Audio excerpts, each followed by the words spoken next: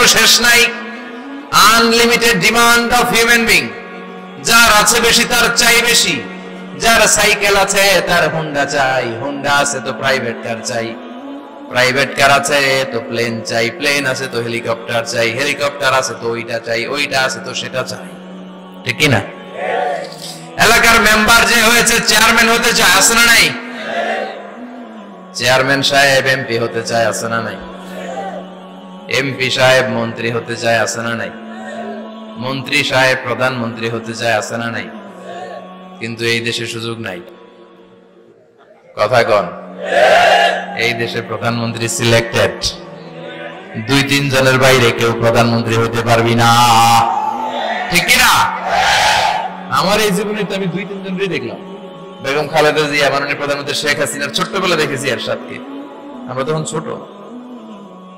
তো মানুষের চাহিদার কোনো শেষ নাই। যার আছে বেশি তার চাই বেশি। এজন্য বিষ্ণু বলেছেন, উনজুরু ইলা মান হুয়া আসফালা মিন, তোমার চেয়ে যে খারাপ আছে ওর দিকে তাকাও। ওয়ালা তানজুর মান হুয়া আ'লা মিন, তোমার চেয়ে যে ভালো আছে ওর দিকে তাকাও না, তোমার চেয়ে যে খারাপ অবস্থানে আছে ওর দিকে তাকাও। অনেকে নিজের অবস্থান নিয়ে সুখী না, এরকম আছে না নাই? আল্লাহ আমার এটা দিল না রে, ওইটা দিল না রে, পাইলাম না রে, কিচ্ছু হয় না, কি করব জীবনে, হতাশ। আসলে আছে কিন্তু অনেক, কিন্তু শুকরিয়া নাই, ডাকাত। ঠিক কি না? নিজের অবস্থান নিয়ে সুখী না, কিন্তু অনেক লোক আছে তারা আপনার অবস্থানে পৌঁছতে চায়। তাদের দিকে তাকিয়ে দেখেন, আপনি যে অবস্থানে আছেন এই অবস্থানে পৌঁছাটা অনেকের কাছে স্বপ্ন।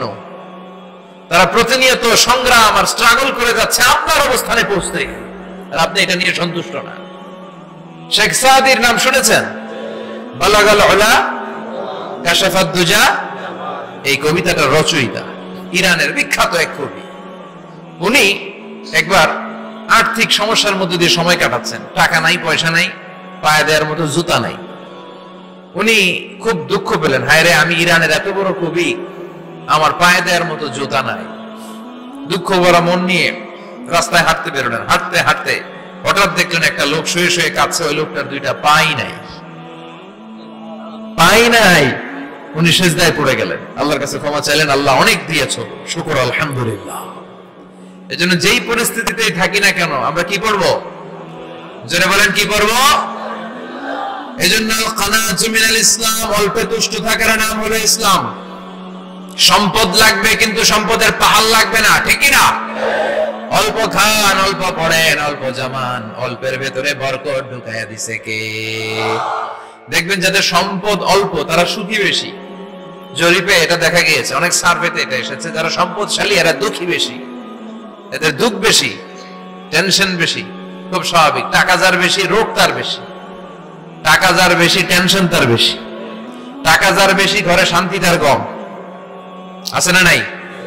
ঘরের ভিতরে অশান্তি, ছেলে কথা শোনে না, ছেলে টানে গাঞ্জা, মেয়ে করে পরকিয়া। আছে না নাই? স্ত্রী কথা শোনে না, ভালোবাসা নাই, ঘরটা জাহান্নামের টুকরা। রোগ বালাই, এক একটা হসপিটাল বিল পরিশোধ করতে মাসে 5 লাখ 10 লাখ। আছে না নাই? কিছু খেতে পারে না, ডাক্তার একেবারে ডায়েট মেনু বেঁধে দিয়েছে। ডায়েট, ভেরি ডায়েট মেনু, এটা এটা এটা এটা কিছুই খাবেন না, শুধু গরু খাবেন না, খাসি খাবেন না, চিংড়ি খাবেন না, খালি ঘাস খাবেন। ইচ্ছে মতো ঘাস খাবেন, মানে ঘাস জাতীয় যত আইটেম আছে সব খাবেন। শাক খাবেন, সবজি খাবেন, সালাদ খাবেন। গরু, চিংড়ি, মুরগি, গোশত, ইলিশ কিছু খেতে পারে না। তাহলে রোগ বেশি, খাওয়ার মজা নাই, ঘরে সাংসারিক শান্তি নাই, খালি ব্যারাম আর ব্যারাম। ঠিক কিনা? কিন্তু সম্পদের পাহাড় গড়েছে। আর অল্প যারা খায়, অল্প পড়ে, রিক্সাওয়ালা, কুলিওয়ালা, অল্প বেতনের চাকরি, কিন্তু হক হালালি মেনে চলে, দেখবেন শান্তি আছে অনেক। হ্যাঁ, বাসা ভাড়া দেয়, ফ্যামিলি চালায়, বাচ্চাদের স্কুল বিল, এরপরও মাস শেষে 1-2 হাজার টাকা হাতে থেকে যায়।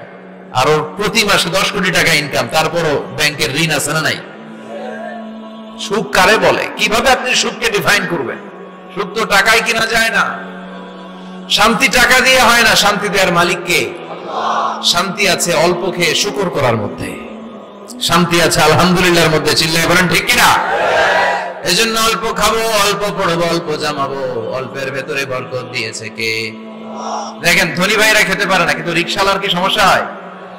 রিকশাওয়ালারা সব খেতে পারে। কুলিওয়ালা, দিন মজুর, এরা একেবারে স্লিম সুঠাম দেহি, মেদহীন পেট, পেটে কোনো মেদ নাই, ভুঁড়ি নাই, আর কোটিপতিদের মেদ আছে না নাই? এত বড় বড় পেট, ঠিক কিনা? আমাদেরও পেট আছে, তবে হালাল পেট। এটা হারাম টাকা দিয়ে এই ভুড়ি বানাই নাই আমরা। ছেলে বলেন ঠিক কিনা? রিকশাওয়ালা, কুলিওয়ালা নিজেও নামাজ পড়ে, বউ নামাজ পড়ে, বাচ্চাটাও নামাজ পড়ে, রিকশা চালায় আর জিকির করে লা ইলাহা